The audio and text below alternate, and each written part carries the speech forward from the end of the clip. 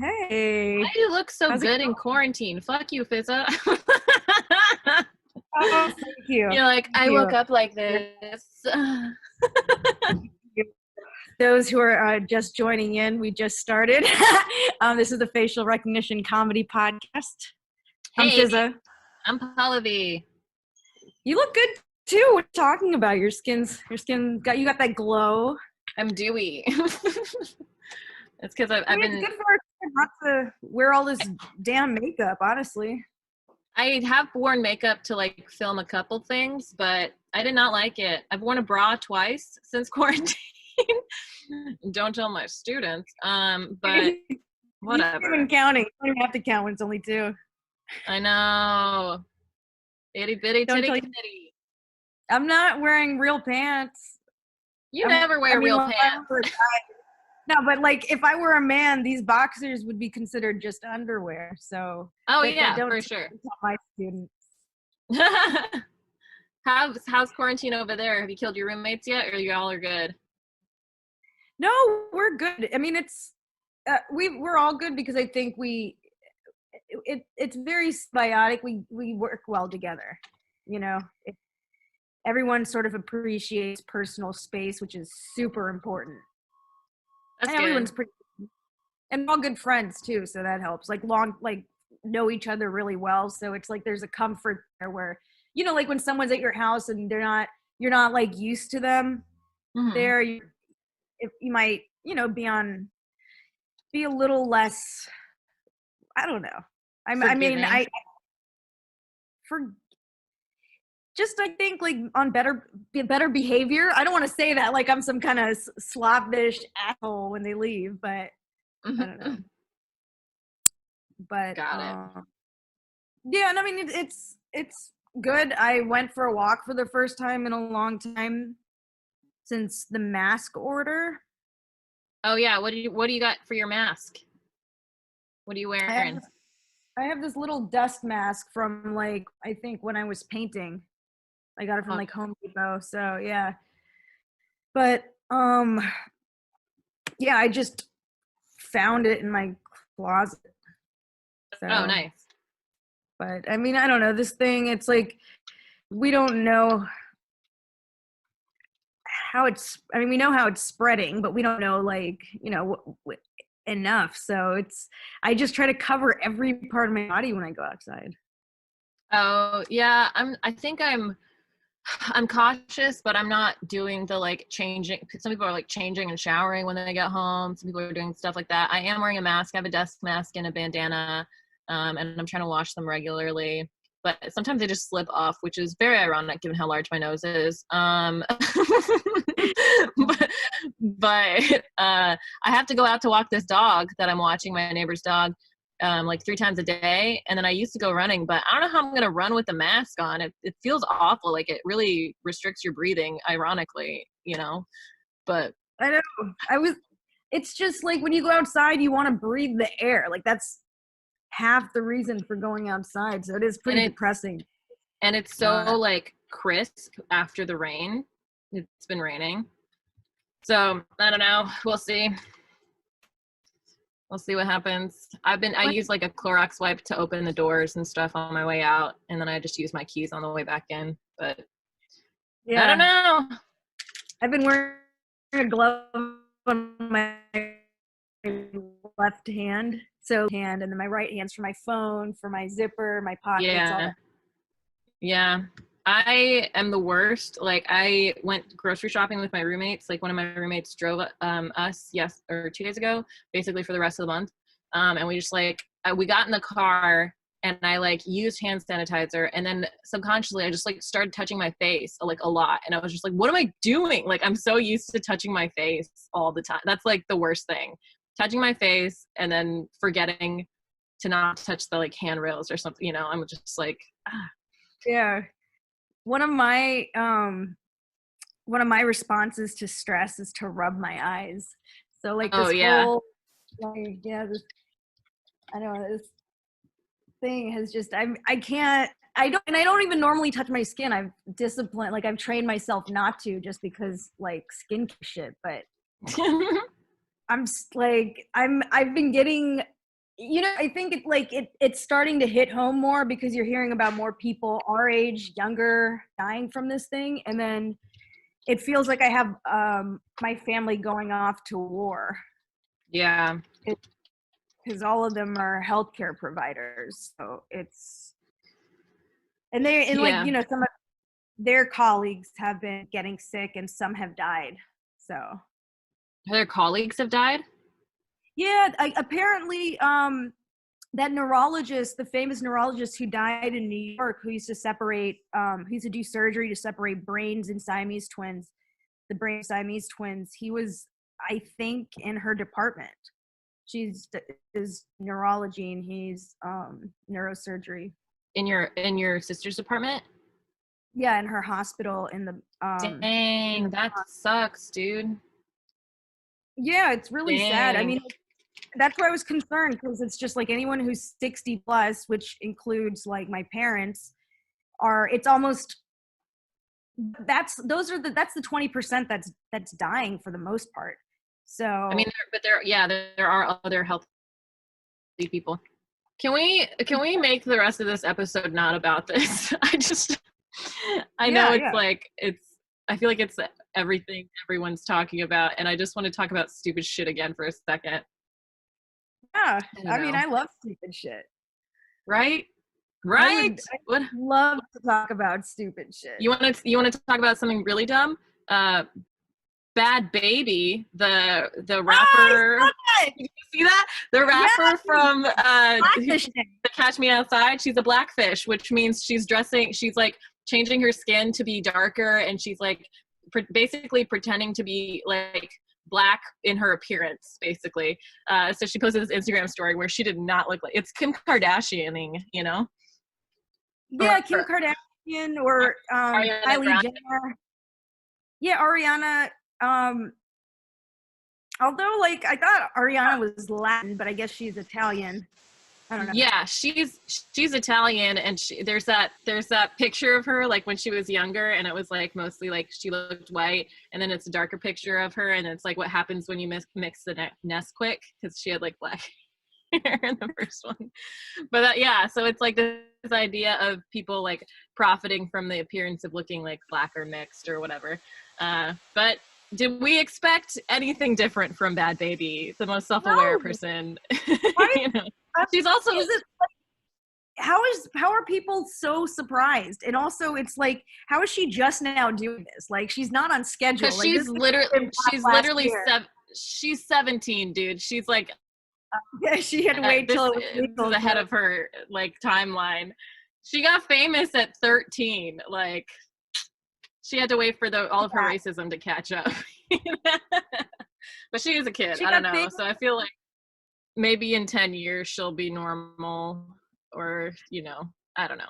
I don't know. I don't think like fame in an early age has really helped many people, and she seemed like she wasn't really stable to begin with. No judgment, but also it's just like I don't know. Bhad Bhabie. She got famous 13 and we did that shit. Dr. Phil. What's her like relationship with her mom now? Because I think that was just so horrifying. Because that's my worst nightmare, to have a kid. Like, what if that was your daughter? I don't want to deal with that shit. Catch Me Outside. Like, she was Catch Me Outside. Yeah. So fucking disrespectful. Let's see what's happening with her. Yeah, dude. I think. And she was trying to fight like I googled Bhad Bhabie mom, and it said the first. What? Go ahead.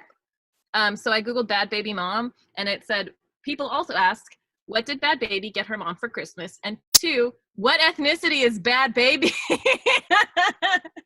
This bitch is ambiguous on purpose. What's her real name? Her name is something Brigoli. What is her name? She's probably Italian. Danielle Peskowitz Brigoli. Yeah, it sounds Italian. Yeah. And then there's the argument that people think Italian isn't white, which is also a very funny trope. the brownest of the white people. Her father is Jewish and her mother is of Italian descent. Yeah. I mean, I think a lot of people are upset. I'm not a black woman, so it's like I don't want to speak on behalf of anyone or just do it. Like, just do it. Just go crazy. Just speak on behalf of black women. Come on. Go wild. End of the world. But yeah, I mean, it is.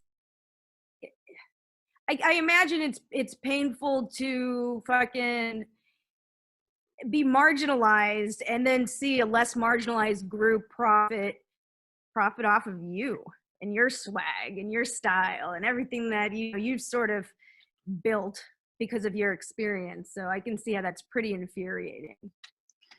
Yep, I can see that. Definitely like the profiting part. What? But there's also like, the melding of cultures. Like it seems sort of like Bhad Bhabie was, well, still, yeah, I guess it's like she's changing her look because, like sometimes I remember I don't know if you remember, but like I took some photos where I had my hair in like a braid. Yeah. And I think someone mentioned something about how that can be seen as appropriation. And like, I get their point. And I'll counter by saying that, our hair is actually what a lot of people use for weave. So I don't know. I get the point though, but like also I grew up in Florida. So like it's, I was raised around a certain culture and I also, was not raised around a lot of Indian people. So the communities that embraced me more were people of color. Was it mostly black people? Well, that was the biggest minority in Fort Myers. Like we had an India association, but like you only went to school with like, a couple of those kids and they weren't necessarily even in the same grade. So there wasn't really a community. And then I don't know, like you grew up around a lot of white people in Utah. Like, did you ever feel, I mean, I'm sure you felt like, I appropriated the shit out of their culture. I eat a lot of ranch. I listened to some Taylor Swift. What else do I do? They tried to convert me. They didn't get me on that one. They didn't. They didn't get you, no proposals? No, I have crushes on problematic white men sometimes. Ooh, they got me there. I'm hella appropriating white culture. Dude, you can't help but appropriate. Well, it's like, are we profiting off of it? We don't have any fucking really any other choice but to like appropriate this culture. And then to like even move ahead. That's not even the right term. That's what they would call assimilation. They want you to fall in line. That's the difference. Exactly. Yeah. But yeah, like I think like you have a joke about, having a period of time where you wanted to be white. And I think like like a lot of us have experienced that. Because we just feel so different. It's like if people could just be people and be our weird selves in whatever collection of things we liked and did, I think all of these lines would be less strict. But I think it's the diminishing a group and profiting off of what they've created at the same time that's the problem. But people don't embrace each other like they should. Were you ever profiting off of problematic white boys? I feel like you're a little frozen. Or maybe you're just... Sorry, say that again? Were you ever profiting off of problematic white boys? Was I profiting off problematic white boys? I feel like in the end, they cost me more emotionally. I feel like in the end... Because it is... those relationships feeling colonized, It is a lot of emotional labor and time to educate them. right? Like it's the same thing with like online comments or whatever. People will just be like, yeah, well, what about this? And it's like, I've already done the mental work and shit to get myself educated enough, and I can only do it for so many other people. Like literally Google it. Like what you were typing in a reply on my Twitter, fucking put that into Google. You're on the wrong webpage, bitch. Like do the work yourself. And you can't be Captain Save-A-Ho for everybody. That's Teresa Lee has a really funny joke. She's a really funny comedian. She has a joke about how she dated this white guy, I think, and he wanted to like watch, he was trying to like get woke, so he's trying to like watch Dear White People and like something else, and she was like, that's your homework, I've already done mine. Like, so it's just, I don't know, it's funny because it's like a lot of like having to repeat yourself. I was trying to talk to my friends about playing devil's advocate. I have the same problem with this. I feel like it's the stereotype of like white dudes who are like, yeah, well, what if actually this thing? And it's like, we've already thought about that thing. We think about that thing every fucking day. It's already fit into the puzzle of our mind. If you can't like understand why you think you're smarter, but you're not making a more brilliant point, just like fuck off. Cause I'm tired of talking about this. It's like guys that rile you up just to get you riled up. And it's like, we're already experiencing trauma. We're already experiencing pain like that all the time. Like, why the fuck are we doing this as a role play for you? Like, it's not fun for us. And we are beyond that thought process. Yeah, it's also, I just see it all the time with like, especially with like straight white dudes who want to like argue a counterpoint just for fun. And it's like, I've already thought past that, and you're fixating on this because you think you're making some smart tangential remark or whatever. But it's not like, it's not clever. Like I'm past this. Like we've already, I don't want to play the other side because it's not constructive or productive to the conversation, you know? So is there something specific you're referring to, or is this just them playing devil's advocate for the sake of it? Well, there was this one guy I remember, I forget exactly what the topic was, but it was something about like sex, regarding sexism and misogyny. And he was Asian, but he was a straight dude. And at the end of the conversation, like I was so like triggered by what he was saying, and I was like getting like heated in my conversation. And he was like, yeah, I mean, like, I actually agree with you, but it's cool to see that you get passionate about stuff. And it's like, yeah, of course I get fucking passionate about something that affects my people and like oppresses us. Like, yeah, I'm going to get passionate, and it's fun to see that you just ruined this birthday party I was hanging out at for your own entertainment. Like, do you know what I mean? Like, it's like those cops. Yeah, it's like those cops that like pull over black people, and they're like, do you know why I pulled you over? And the black people are terrified to give you ice cream. You're like manipulating people's emotions for no reason. I'm just over that. I'm just like, I'm tired. Yeah, I mean, he was fucking with you. Yeah. And it's so like, it's sort of like not taking into account like the pain that you're causing. Yeah, or just knowing that you're wasting my time. Historically, like their thing, right? You know, like not taking into, you know, not have a lot of empathy for other, and I'm going to say in quotes, people. Yeah, what they might consider people, hopefully. Yeah. But I'm just tired. I'm just tired of it. And even when it happens in regular conversation without regard to like race or, you know, like any of these demographics, when it's just like dudes trying to prove like this counterpoint or like deeply question something, and it's like no, this is obvious, this is proved by this field of thought or whatever, like we do not need to dive into this right now, it's beyond the scope of this conversation. I'm just like, I'm out. Like, I don't want to humor you. Get attention from fucking online dating or some shit. Like, I don't want to do this. Like, I'm tired. Yeah. I mean, if I feel like an interaction is going to be depleting, I'm going to tap out. I'm like just not going to engage. Tap out. We should start saying that. We should just, when that happens, just directly at their face, tap out and then walk away. Like, it's just so arrogant. It's just so arrogant to me, because I'm like, why do you think like this conversation is worth my time? Do you think my time is not that valuable? Like,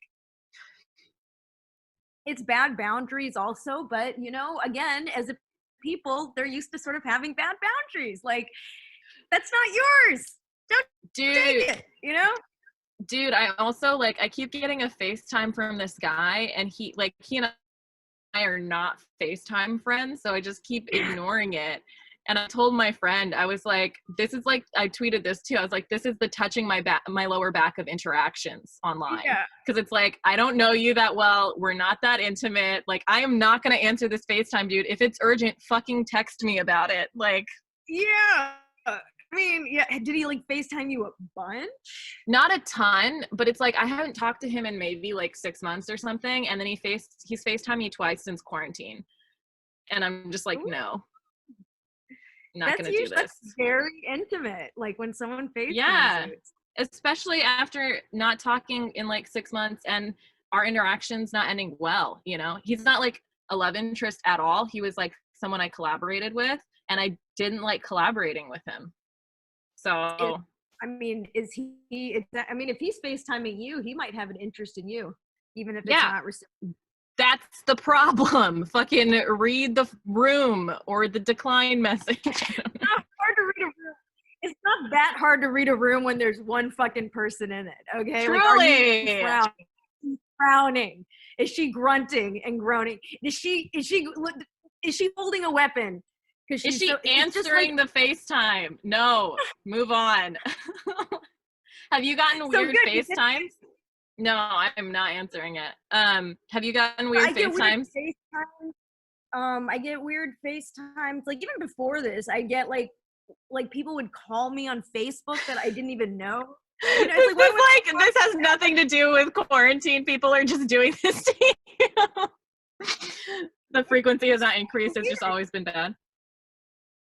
That's why I've sort of gotten really good at not engaging with people, because it's just like, who has the energy for this shit? Like, who really, like, I'm going to talk to some fucking stranger I met once in high school through like Facebook video or whatever, video chat. Like, how do you, and it comes up on your phone as like a call. I know. Like a call. And it can't, like, you can't dismiss it properly sometimes. Like with my iPhone call, sometimes I don't have the option to decline. And I'm like, what is this? What if I'm doing something else on my phone? I want to decline and go back to it. That's a nightmare. I've never seen that. You can't decline. You can only, like, for one of them, I don't know what it is. Maybe it's like the method in which people call, but you can only like slide or just like let it ring until it stops ringing. I don't have like, sometimes I don't have the like X out option.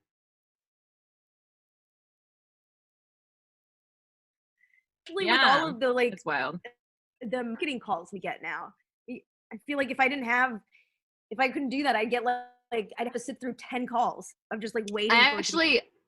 A lot of the telemarketing calls, because I signed up for healthcare in January and I was getting a lot of calls from that, but like a lot of those dropped off in quarantine. I think a lot of people are like, what am I doing with my life? I don't want to call these people.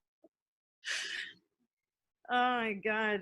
Good for them. Yeah, I feel like this is sort of giving an opportunity for people to reevaluate stuff, because it's like, what the fuck else are we going to do? You know? Yeah. How many activities are we going to do, you know, in quarantine? Have you already learned the flute, or have you figured that out yet? I actually taught myself the cello. Yes, I ordered a cello off of Amazon, and I went. What? I'm kidding. I'm absolutely kidding. I would have loved that. That would have been amazing. My friends are teaching themselves knitting, and I'm like, okay, like whatever. Do whatever you want. Knitting's super meditative. I feel like one of my roommates knits a lot, and I always see it and I'm like, oh, I feel like I'd enjoy doing it, because it's like you don't even think about it. You just sort of like have this repetitive motion. It is sort of meditative. But and I saw this like this TikTok, you know how like some TikToks or videos or whatever, they do like beauty influencers, and they'll like use a brush and they'll be like without makeup, and so then they use the brush to like cover up the camera, and then when they pull the brush back, they're like full makeup and outfits and everything, and then they throw the brush to the side, and the next influencer catches. I saw that with a group of Black women who crochet, and the shit they made was fucking fire, dude. Like, I would wear those clothes. It was because I usually like like comfy things, and I don't really look at like wool or like knit things as soft for me or whatever. Like I often get like scratchy ones, probably because it's just the cheaper ones or whatever. But they had like these gorgeous like bikini tops, or like, you know, just like fray, like the way they made stuff, like it didn't even look like crochet half the time. But it was, all of it was beautiful. It was crazy. Yeah. I was like, the artists are jumping out during quarantine, dude. You just like, your house turns into your studio, and then you just like, I haven't even gotten into crafts, and I'm a big arts and crafts person. I was thinking about like, would it be weird to like, this is embarrassing, but would it be weird to like paint like a snatch? Not like the physical vagina, but like a picture, like a drawing of a vagina. Why would that be weird? I don't know. I don't. Hey, you also painted that in the back of your thing, right? Yeah, I did that. It's inspired by I painted these. Oh, tight. Don't look at that one. That one's bad. But these two are okay, I guess. But yeah, I like the one at the top. I want to get a closer look at that one. It's a face. It's like part of a. I can't do this. It's part of a 3-part. Which way am I going? That way. It's a lady. Yeah. Okay. I don't know if you can see it. It's cool. But it's, yeah, so, I used to paint more, but now I'm lazy. I don't know. I just like really want to to sketch my. I guess the reason I'm saying is it weird is because I want to sketch my own, but I don't really want to show it to everyone. But I just want to, like, you know, like maybe put it up in my bathroom or something. You know what you should do? You should do a mosaic of like 12 of them, and one of them's your own, and then they have like people won't know. Oh my God! So I have to like solicit like vag photos from friends, or just, I can go online. Yeah, literally porn, Fizza. Like, you don't have to slide into your friends' DMs demanding pussy pics. Like, what are you, every man? Like, what? You know what's crazy is like there are gonna be dudes I know who are gonna be able to look at that and be like, I know that one, and just right like deducing, they're gonna be like, this is you. Yeah, then you maybe have to make a couple up so that no one knows. I need to, I guess I have to do more research. Yeah, you're gonna have to watch a lot of porn vids. For art. Porn for a while. Oh yeah, you told me that. Yeah, because it's sort of like, it was getting to a point where, I don't know, it's just, if I do it compulsively, like if I do it to like, I have to look at my intention. If I do it to feel better, then I'm not doing it for the right reasons, and I can sort of, am more likely to get hooked on using it as like a way to feel better. Or like, you know. But that's why I have sex or masturbate, is to feel fun. Like, what's the other reason? Well, I guess what happens is I experience a withdrawal. So the rate I need to get the hit, so to speak, increases with use, like with the drug. So, like it was getting to a point where I couldn't even fall asleep at night because I was just like horny, and I was like physically uncomfortable. And I was like, okay, I'm gonna, stop watching porn for a while, and it helped. Dang, I feel like now I know what to do. Yeah, I mean, if you want to talk more about it, I'm happy to. I've had like a lot of experience recovery. I just mean I'm horny as hell. Like when you were describing that, I'm like, yeah, that's normal, right? Just feeling horny as hell. Yeah, it's just like, I guess it's when there's like a physical fucking discomfort where I'm just like I can't even lie down. Like I'm like, I just need to. And also, you know what doesn't help is physical activity is really important for my mental health. So not being able to leave the house, not being able to move is probably what's making me even hornier.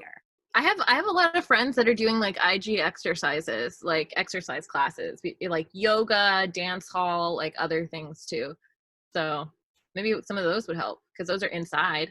Yes, that could be good. What kind of dance class would you take?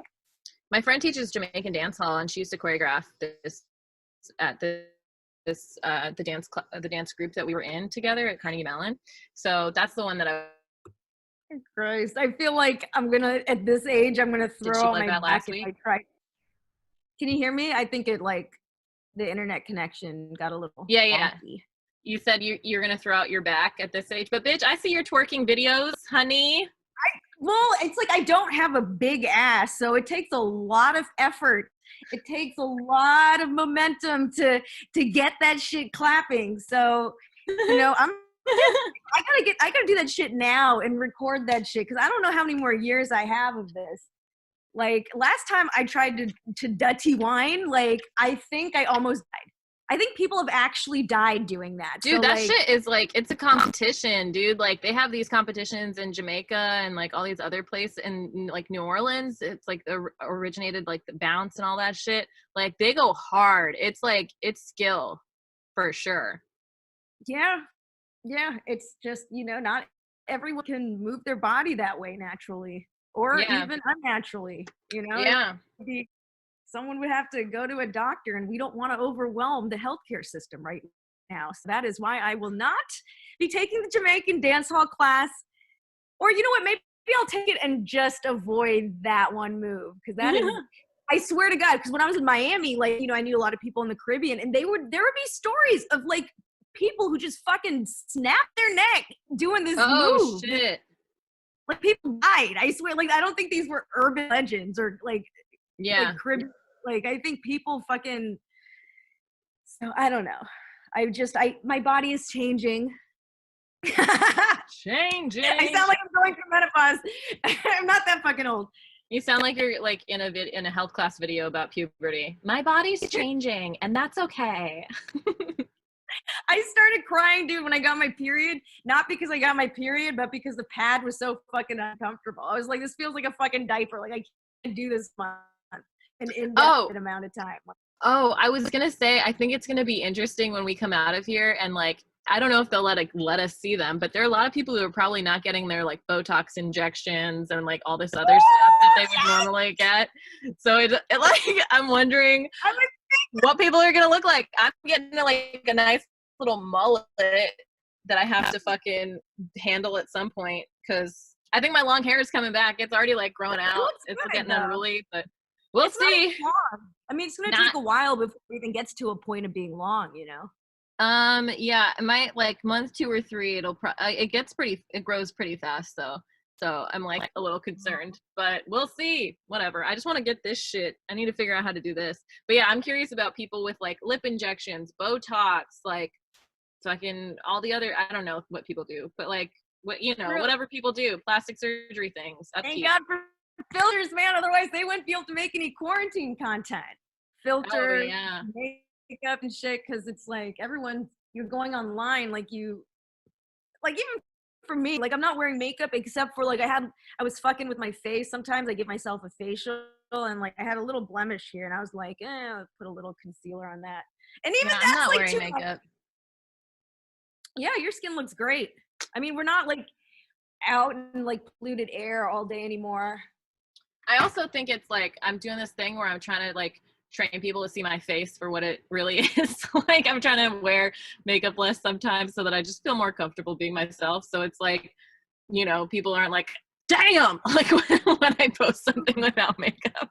Yeah, and that is smart because this one girl back in college, like beautiful, like this girl was like an 11 out of 10, like just hot. Like she wasn't a dime, she was a silver dollar type of hot. And she came and she'd always wear makeup. She was always done up because to be a 10 or 11, it's usually when you're done up, right? Yeah. So one day she was having a bad day. She came to school with no makeup on, and it looked like she'd been hit by a train. And the crazy thing is she never wore makeup.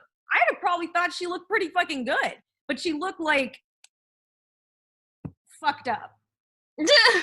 I don't know. I think we have to like meet our expectations. Like makeup is like art, it's makeup artists for a reason. So it's like, it's just people's bodies and, it's what they look like that, So we're all gonna like all these makeup artists. I really like that they do like these before and afters and show what their faces really look like. Because it really does show how much makeup can change your face. Yeah. It's wild. I'm not a big fan of wearing it. Yeah, so it's just like, and that's mostly, I don't know, I'm not gonna say it's laziness, but it's just like, I hate the way it feels to have some shit on your skin. I don't know, it just feels gnarly to me. It also depends on the type of makeup. Like, I felt really awful for a long time. Like, I don't particularly like makeup on my face, but for a long time, I really hated the feel of like foundation and stuff on my face. And then once Fenty came out with stuff, I was like, oh my God, finally something that's like lightweight and made for my skin type and like actually looks good. And so all these other like drugstore brands just didn't feel good because they were bad. They were like not good quality. But these, but yeah, these, you were saying like the women who aren't getting their Botox, like they better learn some face yoga. face yoga. Yeah, you better do something, like build those muscles, because it's just, I'm actually gonna look into that, because it's just like, I don't want to, I don't know, like, it's a slippery slope. And in Hollywood, you can really like look in the mirror and not see what's actually there. Yeah. That's why I'm trying to like, dysmorphia. I'm trying to like focus on getting rewarded for like personality things online, because it's also shallow because I just want online validation of something of mine, but I'm trying to like gear it more towards like jokes or stand-up bits or, you know, something rather than like what I look like. But every once in a while I will post a thirst trap because I feel like it. Yeah, man. And it's just, that's your right. Fucking trap these goddamn right. Trap these thirsty ass hoes. Has anyone you know as a friend like slid into your DMs and been like, I just want to say I have feelings for you since this has started? No. Really? I've had one person say they had a crush on me, and then another person was like, I probably shouldn't be sliding into your DMs, and then I just like left him on red because I was like, what are you doing, dude? Like, you wouldn't do this otherwise. Yeah, thankfully no friends have made anything awkward across that boundary. I mean, like, so these were people in your life who like just not consistently in my life, but people that I see around sometimes, or like a friend who lives in a different city that I know through comedy. But it was like obvious that friend had a crush on me because they would like just respond to a lot of things or like say really nice things or whatever. And I always like kept the boundary up because I was like, I kind of feel like this person might have feelings. And then they were like, I just needed to let you know I have a crush on you. I think if it wasn't like quarantine, like they wouldn't have said anything for a while. But so whatever. I think a lot of people are like, oh, we might die. I gotta shoot my shot. Yeah. Oh, which is fair. Yeah, I mean, good on him for, I mean, that's courageous. Did you shut him down lightly, gently? I told them that I like was flattered and happy to be friends, and they were cool with that, so it was fine. The other one who was like, I shouldn't be DMing you, I just left on red because I'm like, what are you doing? Like, like I don't know what response you want from me. Oh my God. Yeah, I that is a situation I try to avoid. But so I hate, like, especially someone I know, I hate like shutting them down. And that's like a boundaries issue with me and like maybe a people pleasing thing, but like I absolutely, like, that's the most fucking uncomfortable thing for me. Not the most, but like it's very uncomfortable. What about like, so have you never had a situation where like someone that you liked was your friend and you like kept wanting them to, you know, test that boundary? Because it's just like, it really, like, the only reason it makes you uncomfortable is because you don't like them back, right?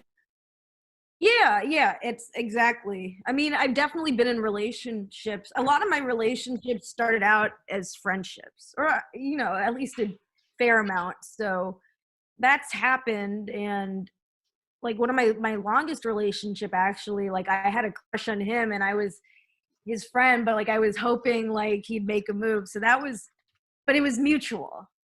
That's like, if it's not mutual, like if I'm not interested, if one party's not interested, it's going to be very uncomfortable because you're not going to give the other party good news. Like, I'm not interested is going to be crushing news or unpleasant news for whoever's receiving it. Read the room of one person. Like, sometimes, you know what? Sometimes it's hard to read other people. Like, we're all raised so differently. So it's just something like, it's just, you know, something that might seem obvious to like someone might just be just something that's not even occurred to another person. So I don't know. Yeah, for sure. Communication, I was just going to say communication's one of the biggest issues in relationships. Yeah, any type of relationship. But that's why like people have to shoot their shot. That's why they're all like, I'm going to try it. Because like they don't know, you know, unless you do it, you don't know for sure. Hey, good for them. I can only respect it, you know, like it's annoying to, you know, I would prefer someone that I'm interested in shoot their shot, but like, you know, I can't like live your life. Take some risks, you know? Yeah, I definitely am. I'm a huge chicken when it comes to like shooting my shot, and I like get very like weirdly professional and like I'm like, I can't do this, like blah blah blah. Like I get like I just can't just be like, hey, I like you, unless I'm like wasted or something, and that's not healthy. No, I know. I'm much more likely to shoot my shot, like 100 times more likely to shoot my shot if I've been drinking or I'm a little.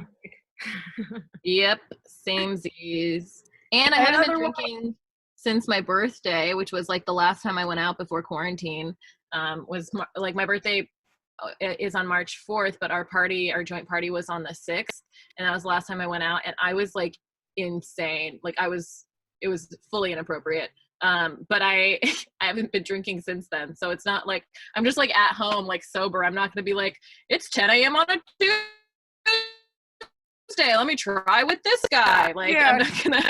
Well, it's also it's just like, why get all like riled up and like if you can't physically meet anyone? I mean, it would be a good opportunity to get to know someone, like their personality and stuff, but it's like, we don't know how long this is gonna last. I don't have anyone like ready to like see me after this. Like I'm not like I'm like single, you know, so it's like I don't have someone I've been like really really talking to a lot or anything.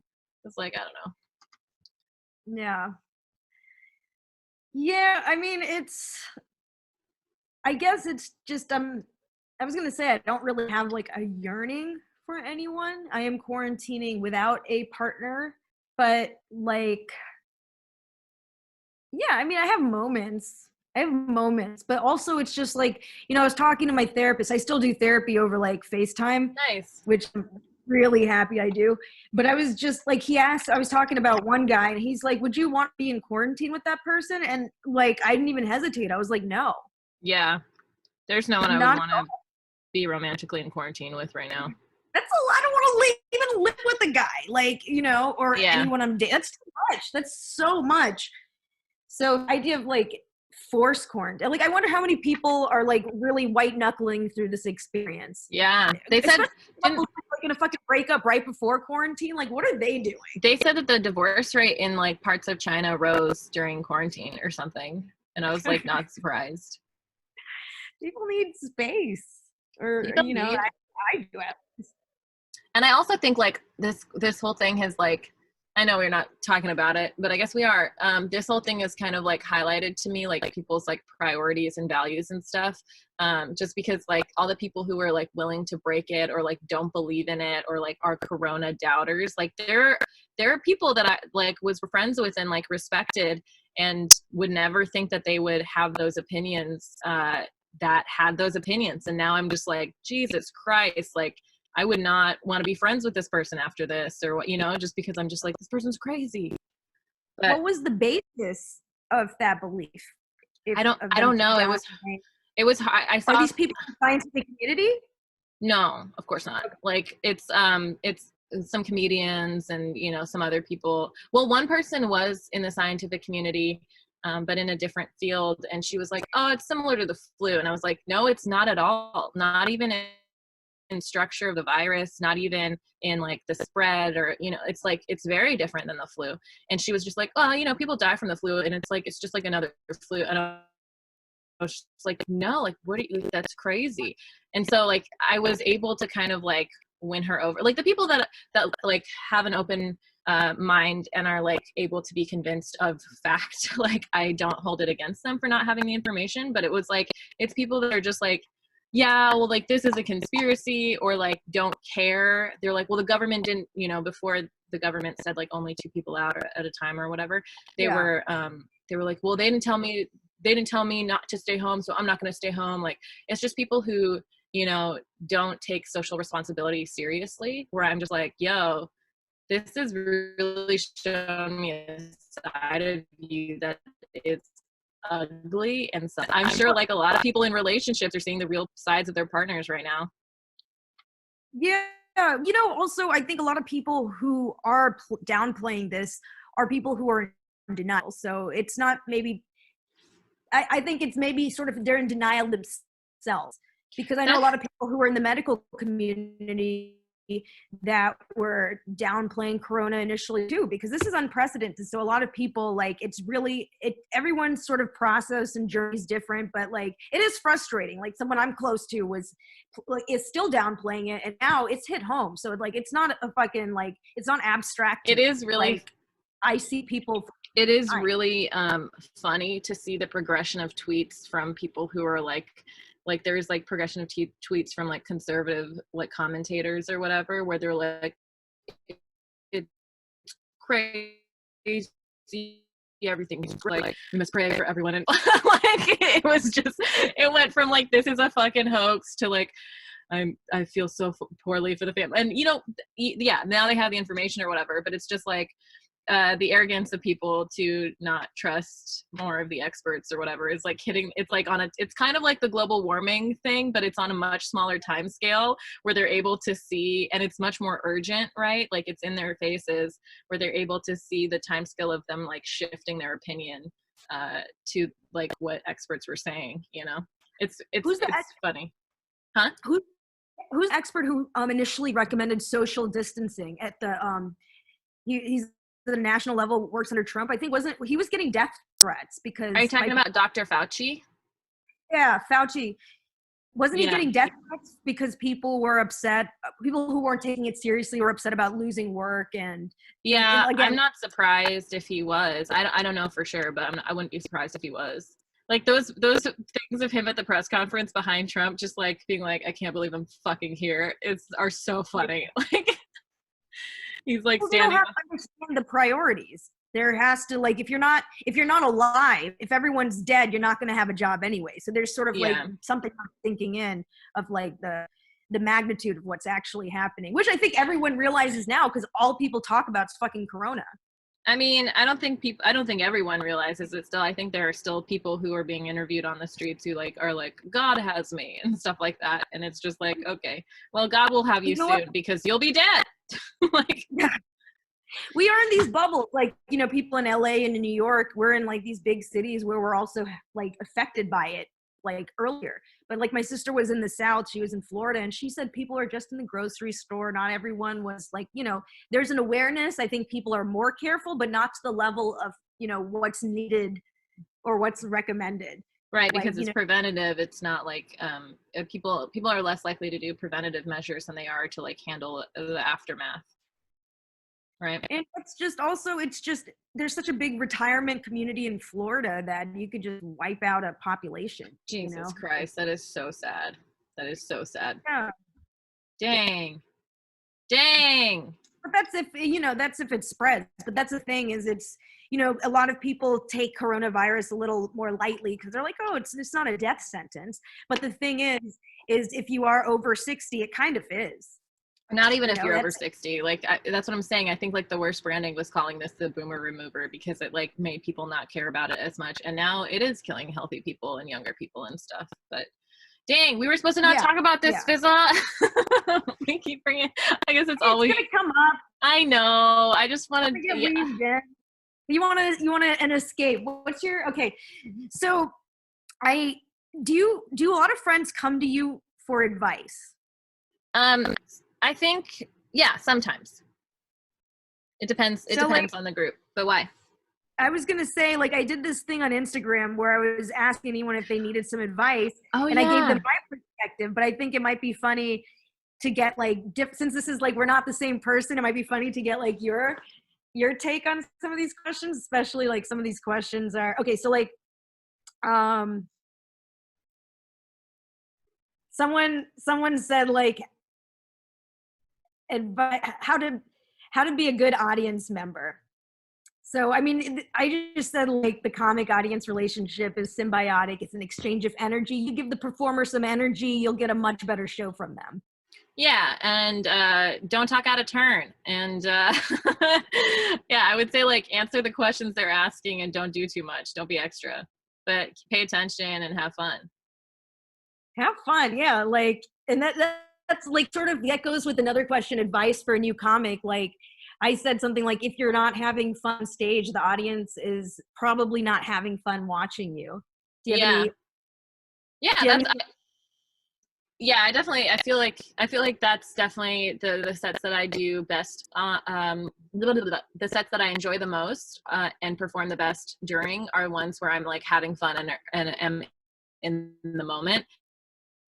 And definitely people can feel that for sure. So, yeah, I agree with you. Measurable. Maybe we are the same person. Yeah, well, the other thing I was gonna add, like, and a lot of people have sort of been reaching out for like that, and it's just like, I don't want to encourage someone to do comedy unless it's really their calling, because this is not easy fucking lifestyle. Like, you'll learn quickly. I also want to encourage many comics to stay at home past quarantine, even if they say to get back on stage. Don't do it. You don't know if it's going to be safe. If you do get on stage, don't talk about Corona, because that's how you get it.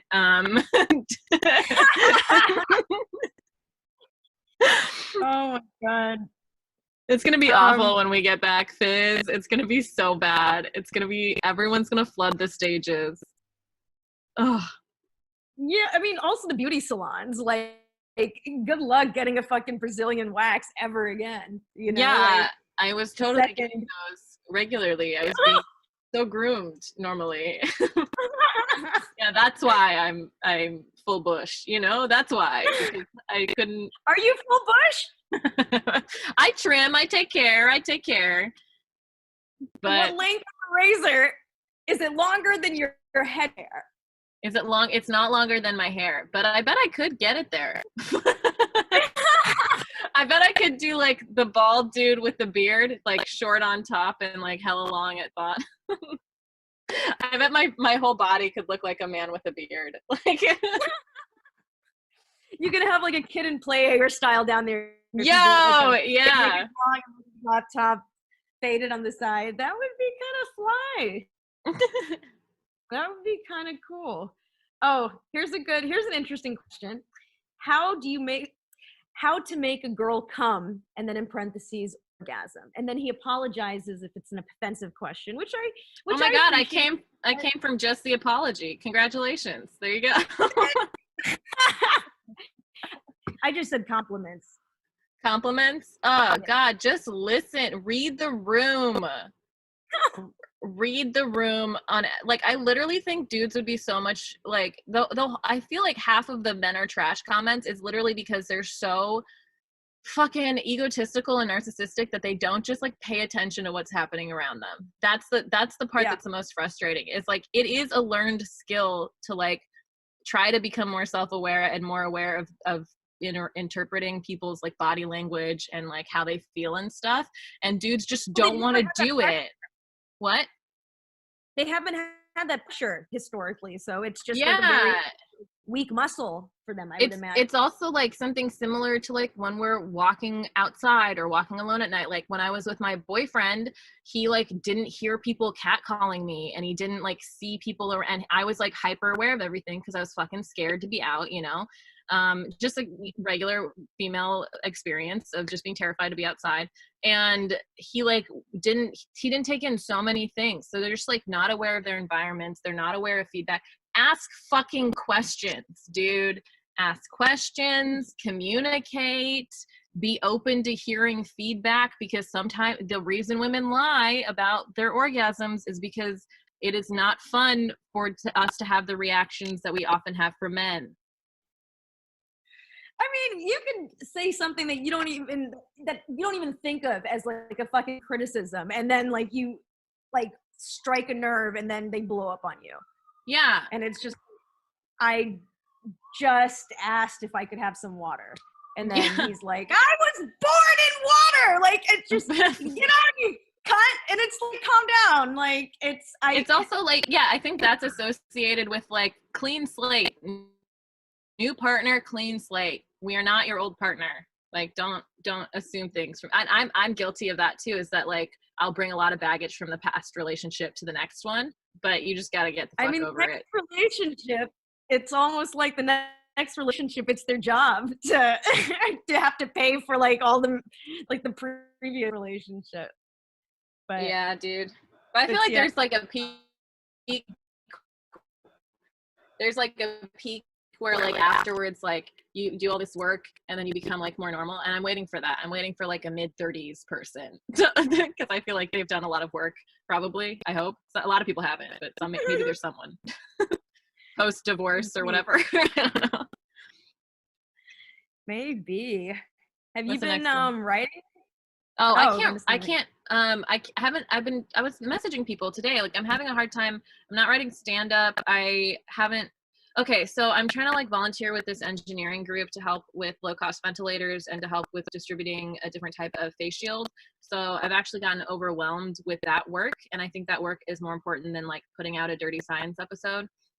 So I've been doing like TikTok stuff, but I haven't been putting a lot of pressure on myself to work on comedy because I just think that with my background, these urgent needs are more important for society right now. So fine, mom and dad, you were right. I should have just stuck with engineering.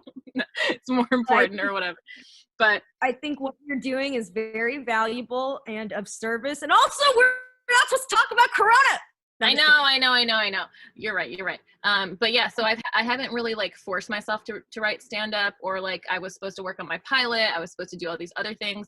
I'm like slowly doing some things. Like I built up my TikTok and I feel okay about that. And then, yeah, dude, you're like TikTok famous. I joined TikTok and then I was like, looking at everyone's profiles. You're TikTok famous. I had like 300 followers like 2 weeks ago, and I just passed like 10K today, so it was cool. What happened? Like, what was the shift? Something went viral. Like one of my posts just went viral, and then like other ones started going viral. It's just like as soon as I started going viral, I was like, oh, this is fully luck. Like I was like, you have to have content, but like so many people have such great content and it doesn't go viral. And I was just like, okay, yeah, this means nothing to me now. Like I passed 10K and I was like, yeah, I continue to feel nothing inside. Anyway, it's back to work. Like and I wanted to get 10K on a social media platform for so long because like all my friends were going viral on Twitter or Instagram or like whatever. And I was like, come on, let's do this, like blah, blah. And then it happened. And I was just like, why are all these strangers following? I don't want them to follow me. Like, I don't want, like, why are these strangers commenting positive? This is weird. And then like, I got used to that. And then it just kept happening. And I was just like, well, I guess I don't care. It means nothing. I mean, it means you like are somewhat consistent maybe, and you put out some content that hit with people. A lot of people's content that goes viral isn't necessarily very good. Like, and there's so much good content that doesn't go viral. So I just think it's a lot of luck. Like I'm putting it up to luck, but yeah. So I've done like a couple things, but I haven't written stand up, dude. Like, and I'm just not putting my pressure on myself to do it because I do feel overwhelmed with these other projects and like trying to tutor and like, Not like excuse me. It's not like we can go on stage and like run the joke, like the most you could do is maybe like run it to people over Zoom or something. Yeah. And I've been doing more like sketch whenever I get booked on like stand-up shows. I've been doing more like sketch character type things, like, or, bits or whatever that aren't like the same as stand-up because I don't view it as the same as stand-up. And I also don't want to like, all the things that I think about are the virus that shall not be named. And I don't want to do those jokes as soon as I get out of here. Like everybody's going to have those jokes. And I want to like live more life and then have other jokes, Yeah. I mean, yeah, I think this is a good opportunity to just fucking live. Yeah. Although it is hard because I think there is this impending like stress over everybody. So I'm just giving myself permission to like do what I'm doing, and that's it, Yeah. So I pulled up the questions again, and here is a very, very important one. My girlfriend says my penis is too big, but I always say she just has a small puss. what do I do? And then he did the tear emoji. So I think this is serious. Oh yeah, okay. My for him is to stop making shit up, because it's very important that he be honest with himself and his imaginary girlfriend. So I think it's it's or maybe he should just get into writing novels. He's pretty good at writing fiction. Was this someone you knew that can you tell who the responders are? I can if I go back into like the app, but when you repost it, you can't. So I don't remember who sent this, but my response was just use your tongue first. Nice. That was, oh yeah, I think I saw that picture, right? Yeah. Use this first, and it was a picture of a tongue. Yeah, Gene Simmons from Kiss. He has a long one. You have a long tongue. Oh, do, hold on. Let me check. Okay. I noticed I have a very short one. Mine. I can't People even comment on my the only reason I found out that I have a long tongue is because I'll do like little boomerangs on Instagram, and I'll be like, and people are like, what the fuck? And I'm like, what? Notably, like, you don't expect it. Like, it's just like, woo, that's the tongue. Like, holy shit. Like, can it, like, pull out a ruler. Shit. I used to be able to get to the bottom of pudding cups without using a spoon. So that was the most useful. But now it's used for other things. Not right now, but in general, In general. Here is another one. Oh, this is interesting. How can I make my nerdy interests have a broader appeal while not losing what makes me distinct? Yo, I struggle with this, and I say lean into it, because I really do think that there's so many people in this world that they're large groups of people that are very fascinated with like what a beetle's wing can be used to make, like, I don't know, like, it's just, I think that's the beauty of like nerddom. It just takes a long time for you to find your market, which is, there are ways to go about being smart about that. But I think the more you the more authentic you are, and the more you lean into those weird things, the more people will appreciate you. Yeah. So why would you want to be like, just like have no personality so you could be on Love is Blind? Like, no, that's for for boring people. Yeah. Be weird. I guess like when he's asking, or he or she or they are asking about like having a broader appeal, like I definitely agree. It's more interesting to be authentic in yourself, but like maybe delivery, like in terms of connecting or like finding common ground or something where, they're more, it relaxes whoever's watching it. I want to say the audience, but I don't know if he's like a comic or like a YouTuber or something. I don't know. Or it's just even like logistics of reaching people, like in the very business sense, like the way we're all trying to go viral. We're all trying to find our like brand so that people who like are our market can like latch on to us. Like there's so many different ways you can connect online. They're huge hordes of incels that have found each other. Like the rest of us can find each other, okay?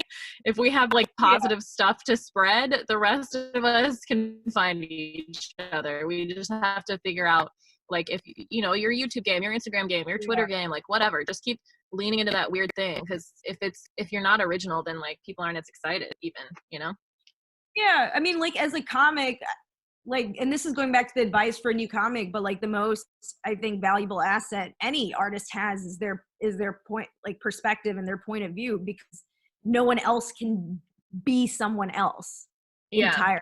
Like, so get to know yourself, I guess. There are times where I'll like not have a great set, and I'll get off stage and I'll watch like another comic fucking murder, and in my head I'm like, what is it that they're doing? Like, I definitely felt like a weirdo up there. Like, I felt like the audience maybe didn't fully accept me for all my like weird things.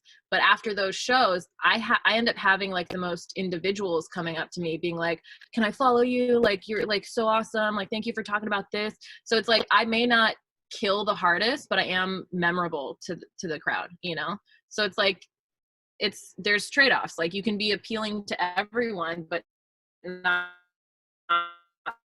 memorable, or you can be a little bit more niche, and like people will I mean, that's the thing, is it's just like you're the only one who can really do what you do.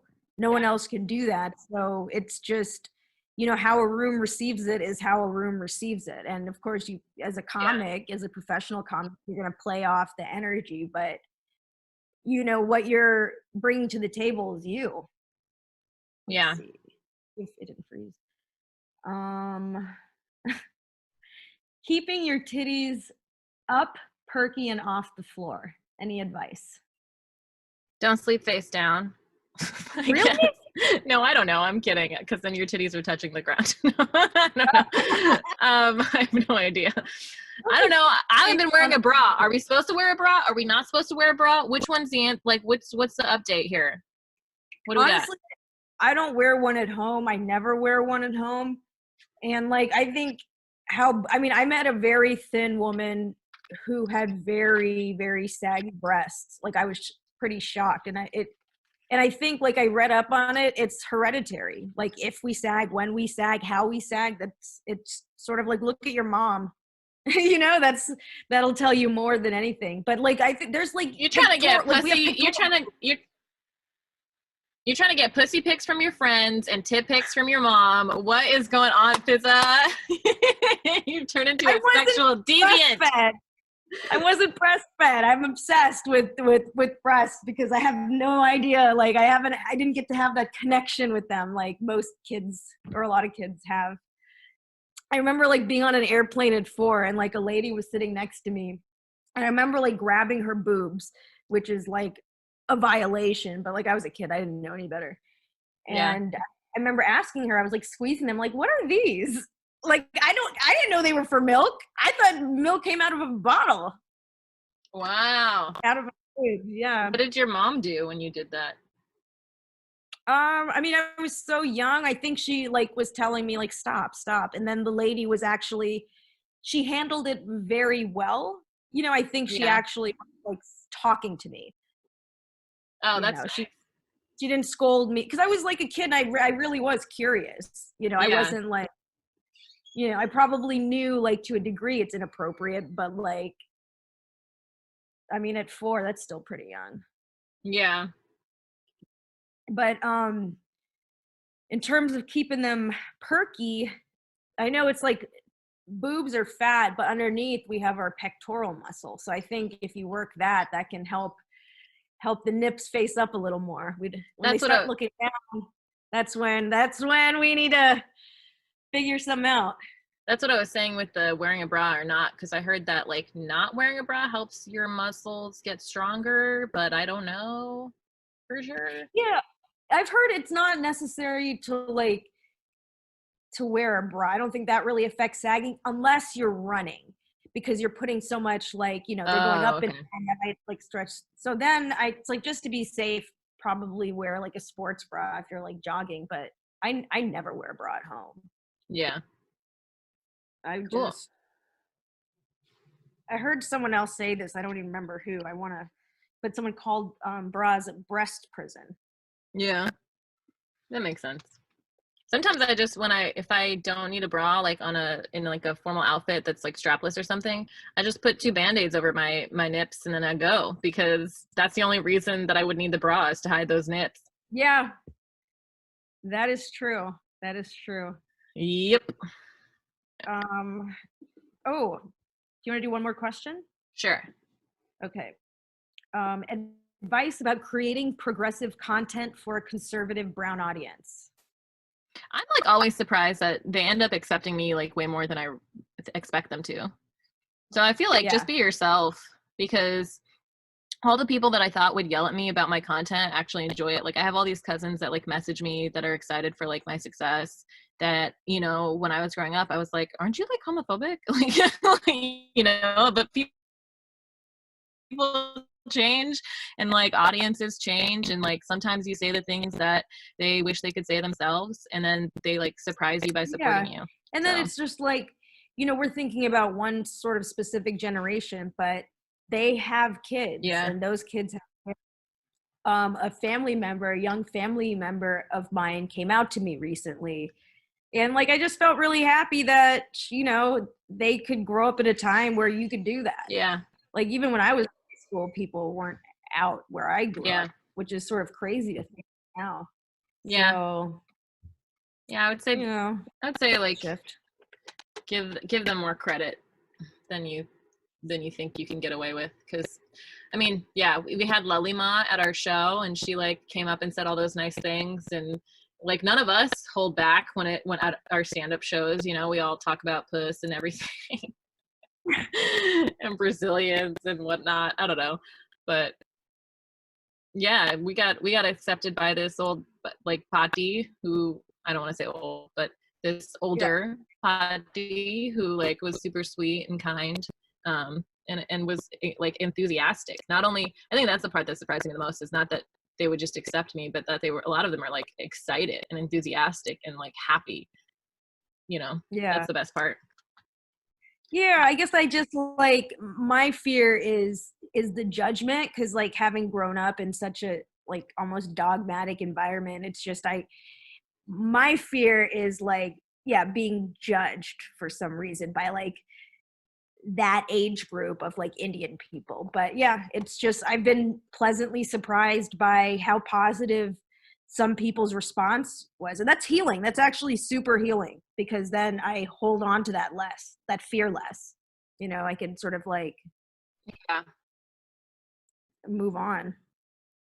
Yeah, Like, who wants, it doesn't feel good to hold back. It doesn't feel good not to be yourself, as like, especially as a comic. yeah, yeah. That was a good one to end on. Just be more yourself. All right. Well, wrap up. Yeah, what are you up to later? I'm tutoring. I have all this work to do for these engineering groups. I stocked up on groceries a couple days ago for like the rest of this month, so probably gonna eat a feast. And I gotta walk this neighbor's dog. Oh, nice. What are you up to? I am going to I was gonna say forage some food. Is that a word? Yeah. I don't have I'm due for I don't want to like visit the grocery store, but maybe I'll do like an Amazon thing. Do like an Amazon delivery. Yeah, I'm trying to wipe everything down when it comes in. So like after the grocery store, we wiped everything down. I don't know what's helping or whatever, but yeah, man. I mean, we can do whatever we want. Do whatever we want. It's true. All right, shall we plug all of our socials? Yeah, man, let's do it. So facialrecognitioncomedy.com has all of our information. We'll update that soon. And then our social media is Facial Recognition Comedy on everything except Twitter, where it's just Facial Rec Comedy. Yes. Zara isn't here. She's really Zara, Zahra, on Twitter, Instagram, and I don't know what else. I'm Paula Viganalan. What? Oh, I was going to say, I think her website's coming up soon, so she'll have that reallyzara.com. I think we've said that from the beginning of the podcast. It's that her website is coming soon. Oh, it's great. I gotta go back and track which episode, because this is episode like 103, I think. I literally think it's from one of the first episodes. I literally think we did say that from one of the first episodes. But I gotta update my shit, so I can't even talk. Me too. I had to trash all my shows for this month off my calendar on my site, which is GUNALAN. That's my Instagram, my Facebook, my Twitter, my website, and my TikTok. Please come to my TikTok. I'm trying to make that my thing now. And that's it. This bitch is TikTok famous, y'all. Get in early. Get in early. Otherwise, you'll get lost in the likes. I'm Fizadasani, Fizadasani.com, at Fizadasani, FIZAADOSANI. And I guess like we'll post if we do some online shows, because I mean, we don't know I think we do want to try to do some online shows or something, but it just depends on how we can put it together. I really do think if you guys want to support us, because we all are missing out on like gigs and stuff, we have our Patreon, which is patreon.com/facial recognition comedy. But we also just have Venmo. I don't know what our Venmo is. What is our Venmo? Facial Rec Comedy? It's facial rec or facial recognition comedy. I don't know, but I'll double Let me check. look it up really quick. You stall. Okay. So, I'm really great at stalling. I'm being sarcastic. Oh, I God. actually, you know what? I'm surprised that I actually look put together because I have not, I don't even know when the last time I've showered it. Well, that's interesting to hear because our Venmo is facial recognition comedy. Venmo does all that weird shit. They always throw a hyphen in there somewhere. Like, I don't know what's up with that, but yeah. So the hyphen after recognition? Yeah, facial recognition comedy is our Venmo. And if you send money there, like everything helps. And, you know, we'll try to get our shows back in some form sometime soon. Yeah. And, yeah, you know what? We're going to get through this, man. We'll be okay. Do you believe me? Are you talking to yourself? Are you looking at yourself right now as you're screaming that? Yeah. I'm like, you're going to be okay. Yeah. People like you. You're whatever. I don't know. I need affirmation. The rest of us has slowly logged off. You're still there 3 hours later. You're going to be okay. All right. I got to get out of here. It was good talking to you. Yeah. Have a good session and stuff. Thanks. See ya. Bye.